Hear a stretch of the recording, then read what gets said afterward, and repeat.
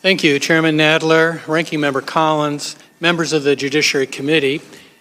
It's an honor to appear before you today to discuss one of the most consequential functions you were given by the framers, and that is the impeachment of a President of the United States. 21 years ago, I sat before you, Chairman Nadler, and this committee to testify at the impeachment of President William Jefferson Clinton. I never thought that I would have to appear a second time to address the same question with regard to another sitting president. Yet here we are. The elements are strikingly similar. The intense rancor and rage of the public debate is the same. It's the atmosphere that the framers anticipated. The stifling intolerance of opposing views is the same. I'd like to start, therefore, perhaps incongruously, by stating an irrelevant fact. I'm not a supporter of President Trump. I voted against him. My personal views of President Trump are as irrelevant to my impeachment testimony as they should be to your impeachment vote. President Trump will not be our last president, and what we leave in the wake of this scandal will shape our democracy for generations to come. I'm concerned about lowering impeachment standards to fit a paucity of evidence and an abundance of anger. I believe this impeachment not only fails to satisfy the standard of past impeachments, but would create a dangerous precedent for future impeachments. My testimony lays out the history of impeachment from early English cases to colonial cases to the present day. The early impeachments were raw political exercises using fluid definitions of criminal and non-criminal acts. When the framers met in Philadelphia, they were quite familiar with impeachment and its abuses, including the Hastings case, which was discussed in the convention, a case that was still pending for trial in England. Unlike the English impeachments, the American model was more limited, not only in its application to judicial and executive officials, but its grounds. The framers rejected a proposal to add maladministration because Madison objected that so vague a term would be equivalent to a tenure during the pleasure of the Senate. In the end, various standards that had been used in the past were rejected: corruption, obtaining office by improper means, betraying the trust of a foreign power, negligence, perfidy, peculation, and oppression. Perfidy or lying and peculation, self-dealing, are particularly relevant to our current controversy. My testimony explores the impeachment cases of Nixon, Johnson, and Clinton. The closest of these three cases is to the 1868 impeachment of Andrew Johnson. It is not a model or an association that this committee should relish. In that case, a group of opponents of the presidents, called the Radical Republicans, created a trapdoor crime in order to impeach the president. They even defined it as a high misdemeanor. There was another shared aspect besides the atmosphere of that impeachment and also the unconventional style of the two presidents. And that shared element is speed. This impeachment would rival the Johnson impeachment as the shortest in history, depending on how one counts the relevant days.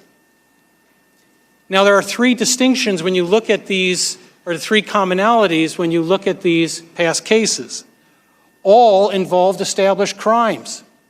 This would be the first impeachment in history where there would be considerable debate, and in my view, not compelling evidence of the commission of a crime. Second is the abbreviated period of this investigation, which is problematic and puzzling.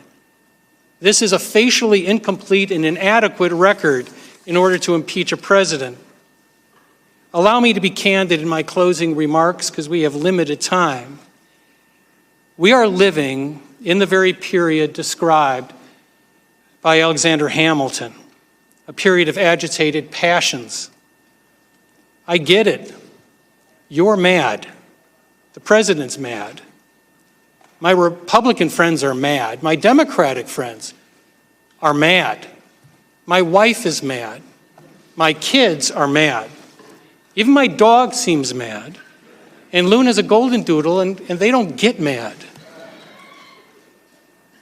So we're all mad. Where has that taken us? Will a slipshod impeachment make us less mad? Will it only invite an invitation for the madness to follow every future administration? That is why this is wrong. It's not wrong because President Trump is right. His call was anything but perfect. It's not wrong because the House has no legitimate reason to investigate the Ukrainian controversy. It's not wrong because we're in an election year. There is no good time for an impeachment. No, it's wrong because this is not how you impeach an American president. This case is not a case of the unknowable. It's a case of the peripheral. We have a record of conflicts, defenses that have not been fully considered, unsubpoenaed witness with material evidence. To impeach a president on this record would expose every future president to the same type of inchoate impeachment. Principle often takes us to a place we would prefer not to be. That was the place 7 Republicans found themselves in the Johnson trial, when they saved a president from acquittal that they despised. For generations, they've been celebrated as profiles of courage. Senator Edmund Ross said it was like looking down into his open grave. And then he jumped because he didn't have any alternative. It's easy to celebrate those people from the distance of time and circumstance. In an age of rage, it's appealing to listen to those saying, forget the definitions of crimes, just do it. Like this is some impulse buy Nike sneaker. You can certainly do that. You can declare the definitions of crimes alleged are immaterial and just an exercise of politics, not the law.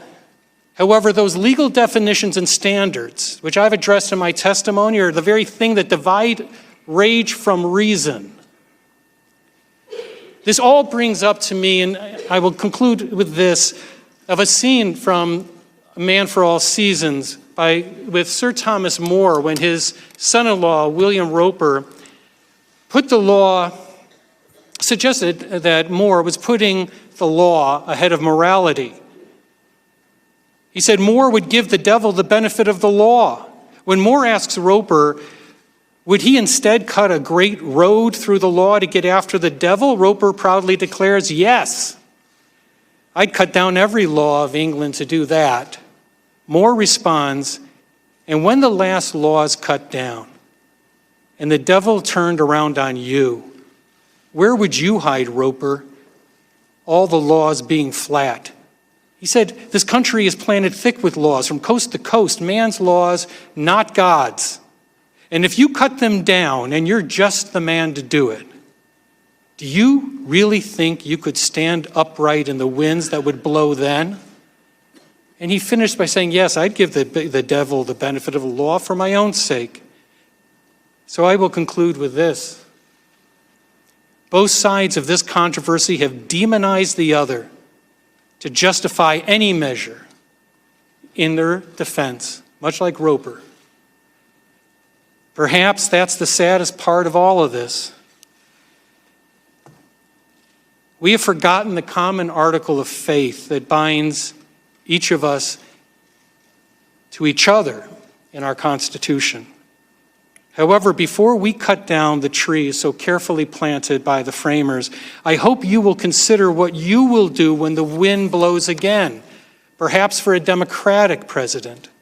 Where will you stand then when all the laws being flat? Thank you again for the honor of testifying today, and I'd be happy to answer any questions. Hey, NBC News viewers, thanks for checking out our YouTube channel. Subscribe by clicking on that button down here and click on any of the videos over here to watch the latest interviews, show highlights, and digital exclusives. Thanks for watching.